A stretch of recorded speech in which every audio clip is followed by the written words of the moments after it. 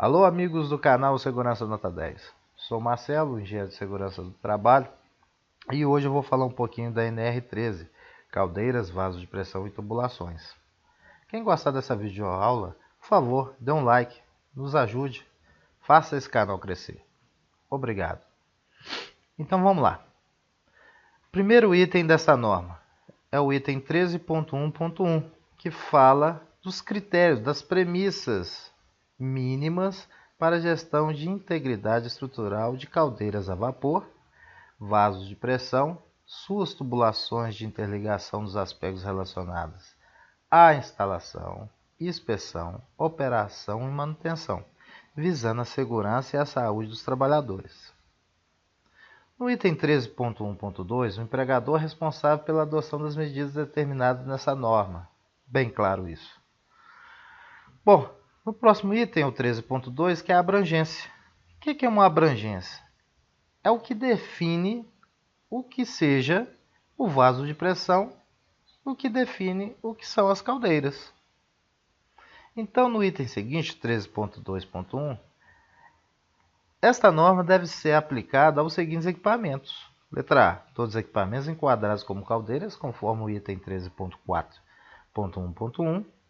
Letra B. Vaso de pressão cujo a pressão vezes volume seja superior a 8, onde P é a pressão máxima de operação em kPa e V o seu volume interno em metro cúbico.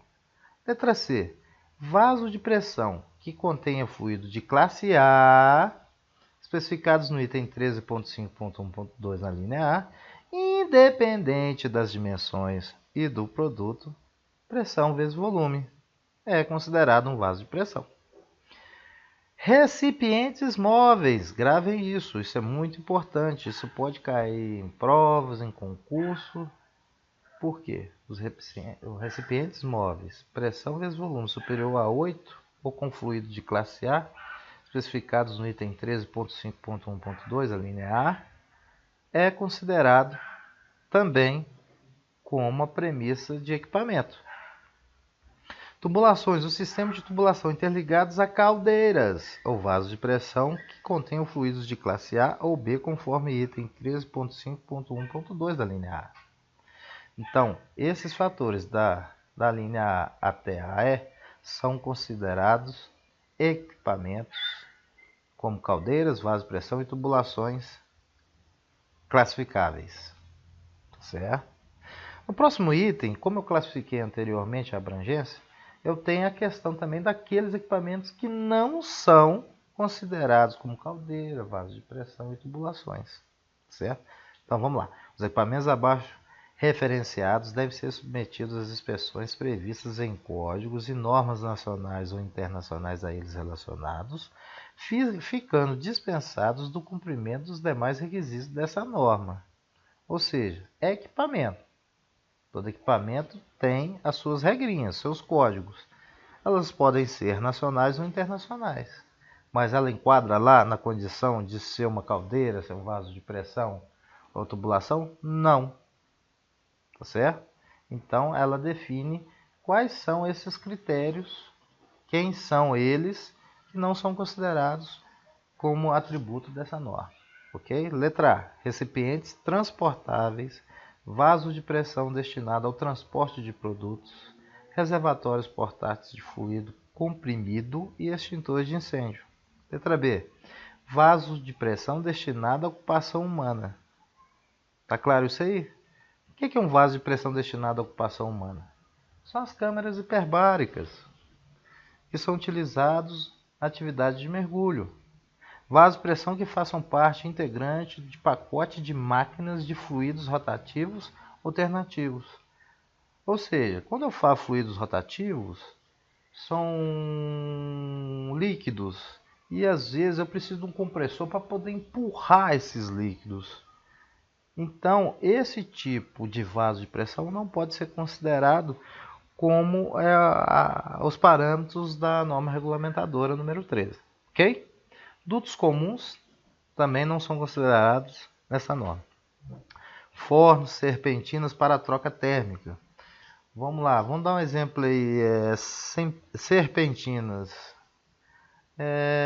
Um aquecedor de marmita, tem lá a sua serpentina e tal. Então, não é considerado como um parâmetro vaso de pressão caldeira, ok? Tanques e recipientes para armazenamento e estocagem de fluidos não enquadrados em norma e código de projeto relativos a vaso de pressão. G. Vaso de pressão com diâmetro interno inferior a 150 mm para fluidos da classe B, C e D, conforme especificado no item 13.5.2 da linha A. Vamos chegar lá rapidinho. Ou seja, gente, concurseiro, quem faz prova, as bancas adoram colocar valores. Se elas gostam de colocar valores, então fiquem atentos. Quando colocar lá valores inferiores a 150 mm, não é considerado vaso de pressão. Agora, acima desse valor, claro que é considerado um vaso de pressão. Sempre nas classes B, C e D. A classe A não entra. Ok? Indiferente, nós vimos lá atrás. Vamos voltar lá atrás. Ó, vamos pegar lá os critérios da abrangência. Vaso de pressão que contém fluidos de classe A, especificados no item 13.5.1.2, independente das dimensões do produto, pressão vezes volume. Ok? Então, por isso que nesse item abaixo, ok, os vasos de pressão com diâmetros inferiores a 150 mm não pode entrar os fluidos da classe A, porque todos os fluidos de classe A é considerado regidos por essa norma, ok? Beleza? Combinados? Trocadores de calor por placas corrugadas gachetadas. Também são trocadores simples que não é considerado como um aplicativo dessa norma. Geradores de vapor não enquadrados em código de vaso de pressão, ok? Outra condição. Tubo de sistema de instrumentação com diâmetro nominal menor ou igual a 12,7 mm, ok? Tubulações de redes públicas de tratamento, distribuição de água e gás e de coleta de esgoto também não é considerado, ok? Muito claro isso, não tem muita dificuldade. Então, ela te define quais são os seus critérios para serem avaliados pela norma e os que não. Podem existir, mas não são classificados como caldeira, vaso de pressão ou parte da tubulação referente à norma, ok? Então, no item 13.3 tem as disposições gerais, onde vamos falar um pouquinho da parte funcional, da parte de trabalho, das condições, risco, que esse item da norma é bem taxativo e que para concurso é uma coisa fundamental e que cai bastante. Vamos lá, no item 13.3.1, constitui condição de risco grave iminente, RGI. Então, vamos ficar atento com as siglas. As siglas também são fatores de pegadinhas em banca, tá? Vocês podem trocar isso daqui, enfim. Então, vamos gravar também as questões das siglas. Principalmente também na questão, relembrei aqui agora, PMTA, tá? Eles põem lá pressão mínima de trabalho admissível e põe a sigla PMTA. Aí se a pessoa não está atenta, o que acontece? Ela marca aquela alternativa incorreta. Então a pressão, a PMTA, pressão máxima de trabalho admissível, que também pode ser chamado, vamos lá, vamos voltar à norma, a gente sempre está voltando, isso é a coisa mais normal do mundo, porque um item complementa o outro, tá certo? Não, bom, tá um pouquinho mais lá para baixo. Vamos continuar. Constitui condição de risco grave iminente, RGI, o não cumprimento de qualquer item previsto nesta ANR, que possa causar acidente ou doença relacionada ao trabalho, com lesão grave à integridade física do trabalhador, especialmente. Vamos lá. Nós temos os casos. Letra A. Operação de equipamentos abrangidos por esta ANR sem dispositivos de segurança ajustado com a pressão de abertura igual ou inferior à pressão máxima de trabalho admissível. instalado diretamente no vaso ou no sistema que o inclui, considerados os requisitos do código de projeto relativos a aberturas escalonadas e tolerância de calibração. Então, ou seja, gente, nenhum equipamento pode ultrapassar a pressão máxima de trabalho admissível. Ou ela pode ser igual ou inferior. Passou disso, já constitui risco grave iminente de acidente. Não pode. PMTA é o ponto máximo, ok? Isso no concurso é batata. PMTA é o ponto máximo. Refriso isso porque é muito importante vocês terem conhecimento disso. Bom, letra B. Atraso na inspeção de segurança periódica das caldeiras. Tá? Então, quando ocorre o atraso, vai falar um pouquinho lá para baixo, e se não houver comunicação e justificativa, isso constitui também risco grave iminente. Letra C. Bloqueio inadvertido de dispositivo de segurança de caldeiras e vasos de pressão ou sem bloqueio intencional, sem a devida justificativa técnica baseada em códigos, normas ou procedimentos formais de operação do equipamento. Ou seja, gente, bloqueio. Se você bloqueia inadvertidamente esse dispositivo, está errado. Pode ser que você tenha uma justificativa técnica. Aí você vai apresentá-la. Do contrário, não pode. Letra D.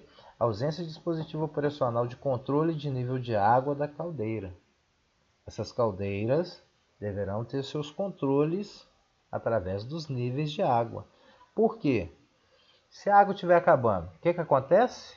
Um superaquecimento da caldeira e pode gerar um dano considerável, ou seja, essa caldeira pode explodir. Então nós temos que ter um dispositivo operacional de controle do nível da água. Inadmissível isso, ok?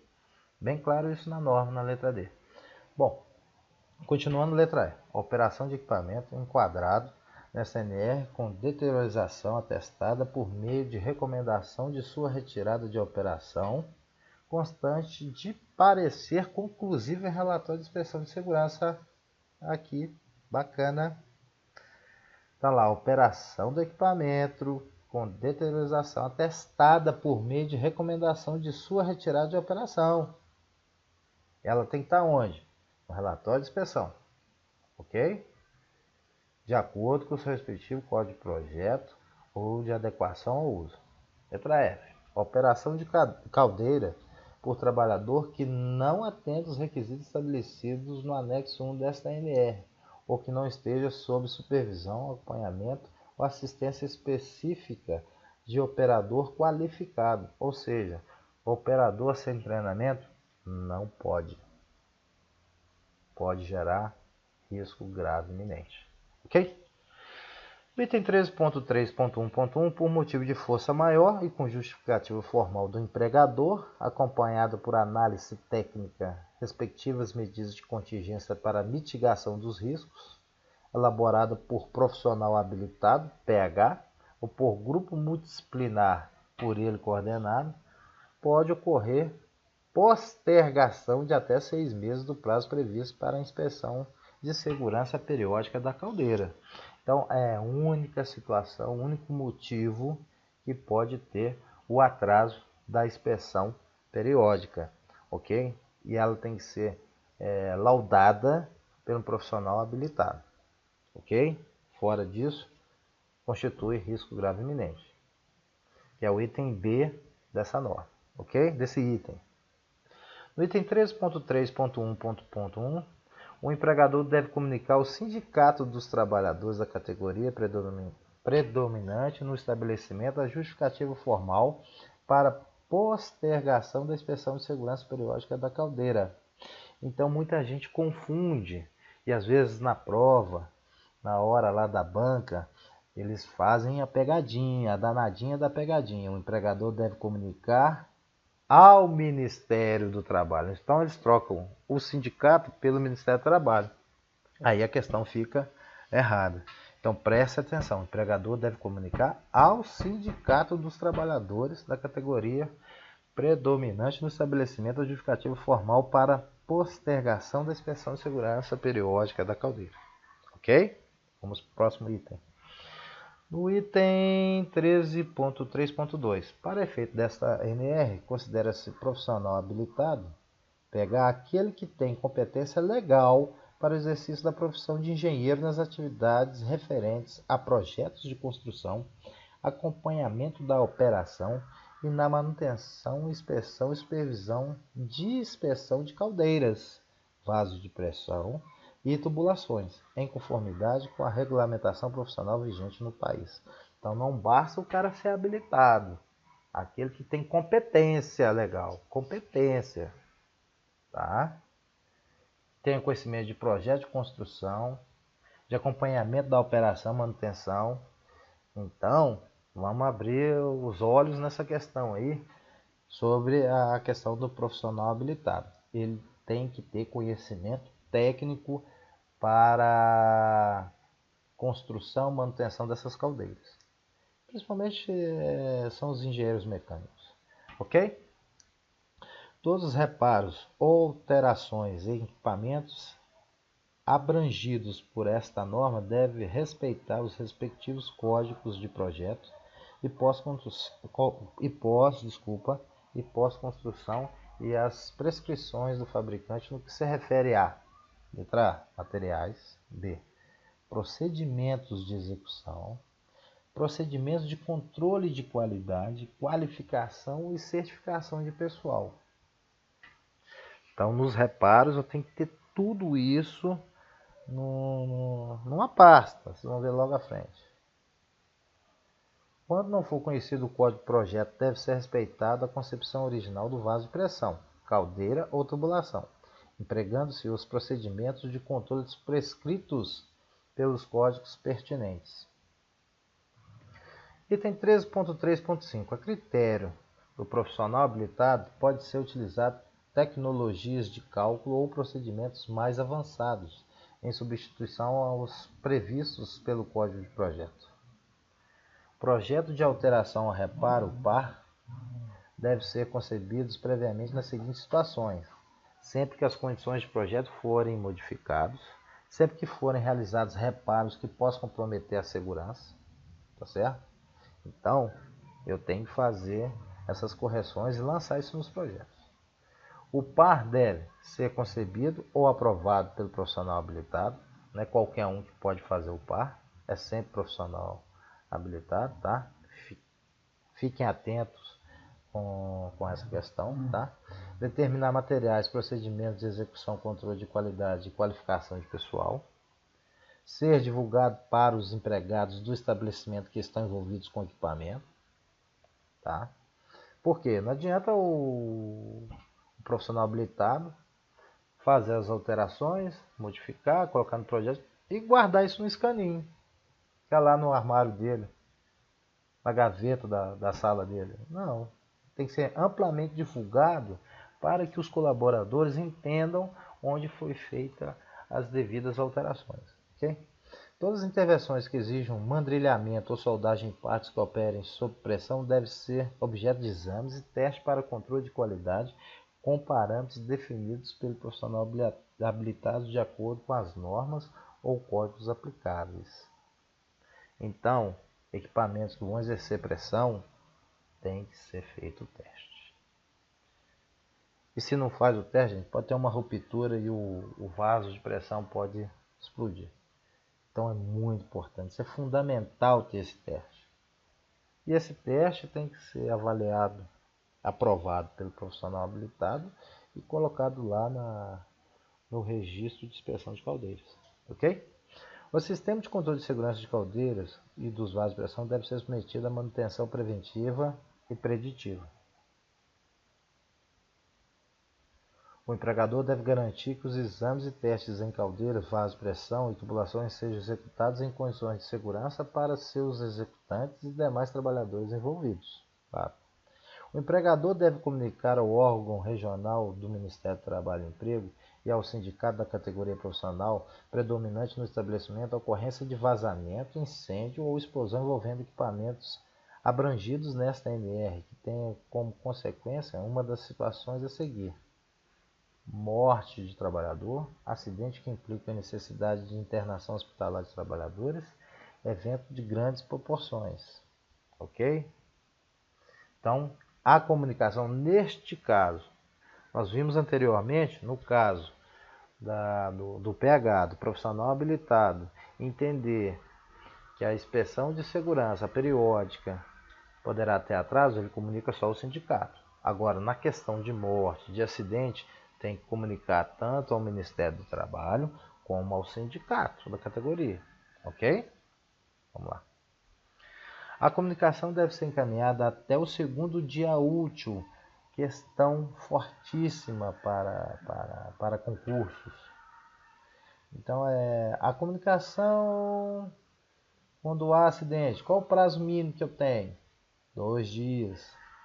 Ele deve conter todos os requisitos: razão social do empregador, endereço, descrição da ocorrência, nome e função das vítimas, procedimento de investigação adotados, cópia do último relatório de inspeção de segurança do equipamento envolvido e a cópia da comunicação do acidente de trabalho. Lembrando que a CAT ela é feita em 24 horas, mas a comunicação nos órgãos, tá certo? É no Ministério do Trabalho e no sindicato, e você tem 2 dias, ok? Próximo item, 13.3.11.3. Os trabalhadores, com base em sua capacitação e experiência, devem interromper suas tarefas, exercendo o direito de recusa sempre que constatar evidência de risco grave e iminente para a sua segurança e saúde ou de outras pessoas, comunicando imediatamente o fato ao seu superior hierárquico. O item 3.3.11.3.1 é dever do empregador assegurar aos trabalhadores o direito de interromper suas atividades, exercendo o direito de recusa nas situações previstas na linha anterior, em consonância com o item 9.6.3 da NR9. Direito de recusa é tranquilo, não tem mistério, não tem condição, não faça e faça um relatório sobre isso. Letra B. Diligenciar de imediato as medidas cabíveis para o controle de risco. Viu que tem risco, para e já comunica as pessoas cabíveis para fazer os devidos reparos. O empregador deverá apresentar, quando exigido pelas autoridades competentes do órgão regional do Ministério do Trabalho, a documentação mencionadas. Quais são essas documentações? Livro de inspeção das caldeiras, relatório de inspeção, enfim, todos os requisitos anteriormente já citados.